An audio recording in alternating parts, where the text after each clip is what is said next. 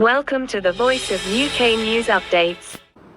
British medical association ने महंगाई से नीचे की तनख्वाहों में इजाफे के सिलसिले के बाद तनख्वाहों को 2008 की सतह पर बहाल करने के लिए तनख्वाह में 35% इजाफे का मुतालबा किया है। एक बयान में बीएमए जूनियर डॉक्टर कमेटी के शरीक चेयर्स डॉक्टर रॉबर्ट लॉरेंसन और डॉक्टर विवेक त्रिवेदी ने कहा, हमारा पैगाम आज भी वही है, एक जिम्मेदार हुकूमत की तरह काम करें, नेकनियती से हमारे साथ मुज़ाकरात करने के लिए मेज़ पर आएं और एक काबिल इत्मीनान पेशकश के साथ इन हड़तालों को आगे बढ़ने की ज़रूरत नहीं है।